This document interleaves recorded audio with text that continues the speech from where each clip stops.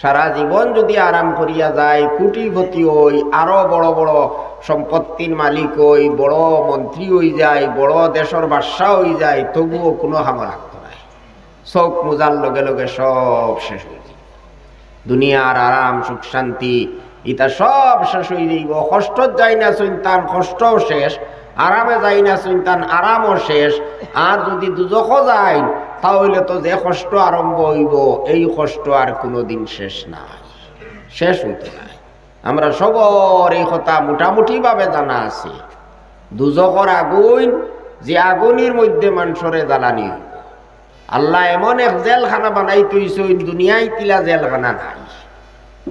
I যদিও দুনিয়ার মধ্যে অনেক জায়গাত জালিম হকলে জেলি হকলের উপরে অত্যাচার করইন, এটা তো আসলে আইনের উল্টা কাম তারা করে। জেলি হকলরে তো কষ্ট দিবার কথা নাই, তারারে কোনো ধরনের হেরাস করার কোনো কথাও নাই। কিন্তু এর বাদেও জুলুম অত্যাচার করার, মায়ের দর করার, বিভিন্ন কলে কষ্ট দেওয়া হয় জেলের মধ্যে অন্যায় ভাবে। এই দুনিয়ার জেলের মধ্যে আসলে মারার কথা নাই, দুনিয়ার জেলের মধ্যে কষ্ট দিবারও কথা নাই। কিন্তু আল্লাহ এমন এক জেল বানাইছেন, যে জেলের নাম হইল দুজখ। ই জেলখানা ইকানো আরামর কোনো জাত কোনো সুযোগও নাই। ই জেলখানা ইকানো আল্লাহ আগুনের মধ্যে মানুষরে নিক্ষেপ করবা। তাও দুনিয়ার আগুন নাই, দুনিয়ার আগুন তাকিয়া 70 গুণ বেশি গরম আগুন। নাউযুবিল্লাহি মিন যালিক। আল্লাহ পাকে আমরা রে নাজাত দেউকা। হন চাইরো দুনিয়ার আগুনিত কোনো মানুষ পড়ে যদি একটা মিনিট পারবনি সহ্য করত। আগুনিত আস্তা মানুষ পড়বার খাম না। একটা আঙ্গুল লাগাইয়া আপনারা নিজে পরীক্ষা করিয়া দেখবা চাই, পারবানি সহ্য করতা? হ্যাঁ, একটা লাল একটা আংটার মধ্যে ওলা আঙ্গুলির আগা খান্তা তুলা ওলা লাগাইয়া 1 মিনিট পারবানি রাখতা? আধা মিনিট পারবানি? কোন ইলা বীর পুরুষ আসুননি আধা মিনিট আরো কম সময় রাখতে পারতা নাই। যেমনে লাগবো ফালাইয়া নাচিয়া মলিয়া চিল্লাইয়া অবস্থা খারাপ হয়ে যাবে। আগুন এটা তো কঠিন জিনিস, আগুনের সাজা।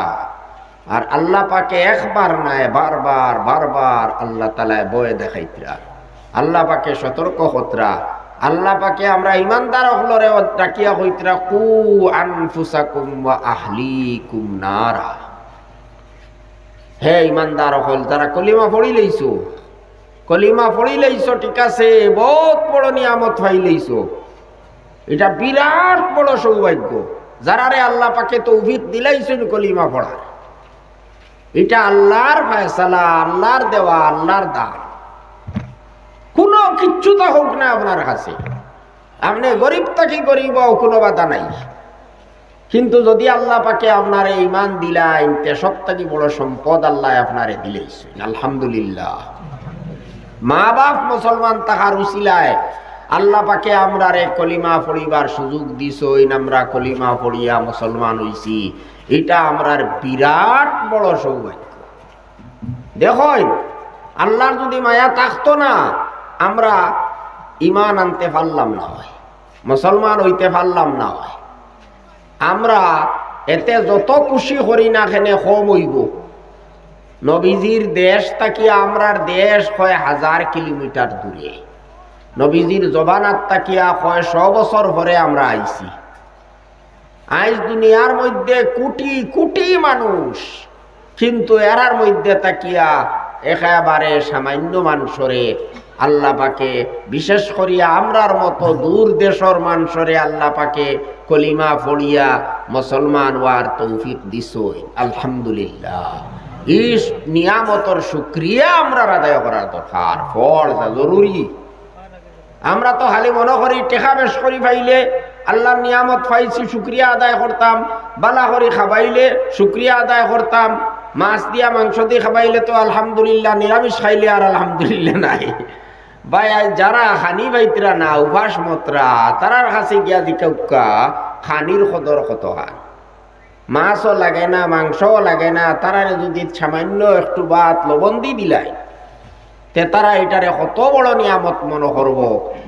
ই যে খানি আল্লাহ আমরা রে খাবাইতরা, এটা তো বড় নিয়ামত, খাইলে আমরা শুকরিয়া আদায় করি। আর কিন্তু আল্লাহ যে আমরা ইমান দিছ, এটা তো সারাত্তানি বড় নিয়ামত, এটার উপরে আমরা কোনোদিন শুকরিয়া আদায় করছিনি? আমরার মনে আইসিনি কোনোদিন বলে ইমান তো আল্লাহর সব থেকে বড় নিয়ামত, গতিকে আমরা শুকরিয়া আদায় করতাম, আলহামদুলিল্লাহ আল্লাহ আমরা রে মুসলমান বানাইছেন, ইমান দিছে। দরকার না নি? এটা জরুরি। এটা শুকরিয়া আদায় করলে কিতা হইব আপনার সবরও জানা আছে। শুকরিয়া আদায় করলে আল্লাহ নিয়ামত বাড়াইয়া দেয়। আমরা ইমান আনছি তো ঠিক আছে, ইমানের উপরে তো ঠিকিয়া থাকা লাগবে। খালি কলিমা পড়িলেও হইতো না, মুসলমান হইলেও হইতো না, মৌত পর্যন্ত মুসলমান থাকা লাগবো, ইমানদার থাকা লাগবো, ইমানের উপরে ঠিকিয়া থাকা লাগবো। ও তখন গিয়া আমরা কামিয়াব হইমু, আখেরত মুক্তি পাইমু, বেহেশত যাইমু। আর না হইলে তো আমরার বহুত বড় বিপদ আছে। সাহেব হল আল্লাহ আমরা এই যে ইমানের নিয়ামত দিছই, এই নিয়ামত থাকার কারণে কিতা হইব, আমরা মরার বাদে বেহেশত যাইবার সুযোগ পাইব।